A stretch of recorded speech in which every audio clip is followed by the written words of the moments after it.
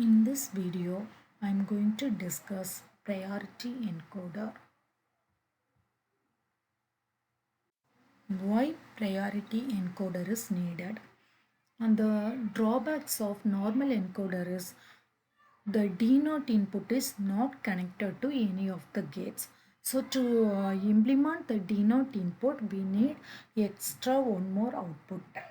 Then another drawback is if more than one input is active at the same time, then the encoder produces an output which may not be the correct code. For example, if both Y3 and Y6 are 1, then the encoder produces 111 at the output. This is neither equivalent code corresponding to Y3 when it is 1 nor the equivalent code corresponding to Y6 when it is 1.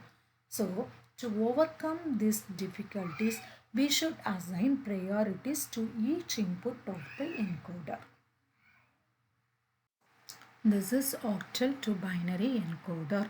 The inputs are 8, D0 to D7 and the outputs are ABC. 3 outputs. So here in this binary encoder, the input D3 is equal to 1 and D6 is equal to 1. Now both the inputs are high at the same time. The output will be, here it's going to 1, 1. The output is 1, 1, 1. So the output is 7. So in this case, input D3 and D6 is selected, but the output is 7. So some different output is getting in the normal encoder. So to avoid this, we are setting the priority limit in the priority encoder. So now in this case, if D3 and D6 is selected at the same time, then D6 have the highest priority. So we will get D6 at the output in the priority encoder. And so the next drawback in normal binary encoder is the denote input is not selected in the output circuit. So this is overcome by using an extra bit detector combination in the output circuit.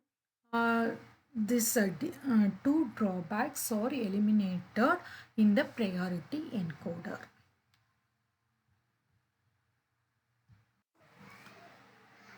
Priority encoder is an encoder circuit that includes the priority function.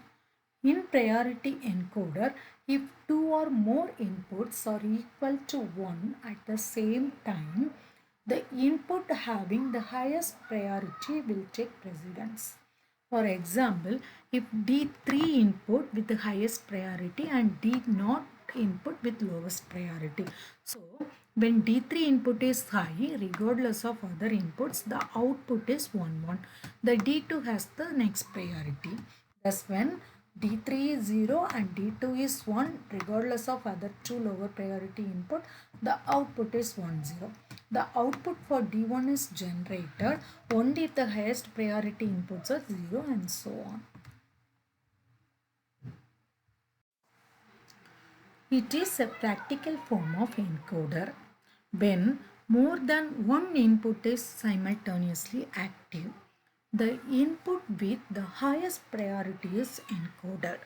Let us assume that the input lines D2, D4 and D7 are all simultaneously in logic 1 state. In that case, only D7 will be encoded and the output will be 1, 1, 1. Design a 4-line to 2-line priority encoder with active high inputs and outputs assigned to the higher order data input line. So the highest priority is assigned to D3 and the lowest priority is assigned to D0. And the inputs are D3, D2, D1, D0 and the outputs are Y1, Y0, B. Then B is a valid bit indicator. So when all the inputs are 0, 0, the output is XX. So it's not a valid bit indicator. So B is equal to 0 in that case. Next, the D3 is assigned, the D3 in the highest priority is given to D3. So we will start with D3. So when D3 is high, the output should be 1 1. Then it's a valid bit indicator. The next condition is if D3 is 0, then only D2 will be high. So in that case, the output will be 1 0 and it's a valid bit indicator. Then when D1 will get highest priority is if D2 and D3 is equal to 0, then output is 0 1. That time only D1 will get highest priority. Then when D0 will get highest priorities, when D1, D2, D3 equal to 0, the output is 0 0. It's a valid bit indicator. So this conditions only D0 is getting priority. So this is the truth table for representation for 2 to 4 line priority encoder.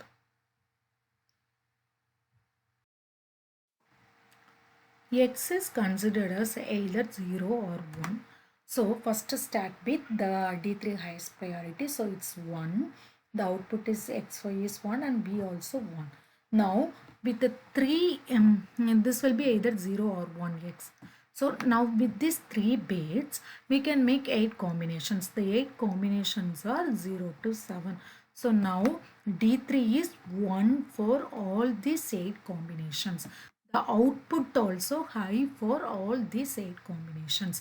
So the equivalent corresponding decimal numbers are written here. Similarly for D2 priority. When D2 priority condition, these two are XX. So these two XS combinations, we can make 4 possible combinations. In these 4 possible combinations, D2 and D3 is 1 0 only and the output also 1 0 condition. Now in this condition, the corresponding decimal values are written. Now here for D0, now this condition, D0 is a single variable X, so it will be two combination only 1 and 0. So for this condition, D1 is 1, D2 and D3 is 0 0. So for 0 condition also it's 1 0 0. The output is 0 1. So the corresponding decimals are 2 and 4. Now we are taking the SOP combinations for all the X and Y. So these are the SOP terms. Now we are implementing, now we are reducing the X expressions by karnaugh. We are putting the, we are representing 1 in the corresponding cells and we are grouping the cells. The output expressions are D2 plus D3. Similarly, the output expression for Y is D3 plus D1 D2 dash. Now the valid bit indicator, the expression is V is equal to D0 plus D1 plus D2 plus D3. Now this is the logic diagram for X, Y, V. V is a valid bit indicator and the inputs are D3, D2, D1 not. Now 8:3 priority encoder, the other name is octal to binary priority encoder. So this is the block diagram. 8:3 priority encoder. The inputs are D0 to D7. Here the highest priority is given to D7 and the lowest priority is D0. The outputs are Q0, Q1, Q2. Same way, the highest priority is D7. So when D7 is high, the output is 1 1 1. Similarly, when D6 is high, that time D7 should be 0 and the output is 1 1 0. And next, when D5 is high, that time D7 and D6 should be 0 0 and the output should be 1 0 1 condition. Similarly, we are writing for all the input conditions, then getting the logical expression and we are putting in the K-map, we will get the simplified expressions. Decimal to BCD priority encoder. So the inputs are 10, the outputs are 4 ABCD. Then the final expressions for ABC is this one. This we will obtain from the K-map.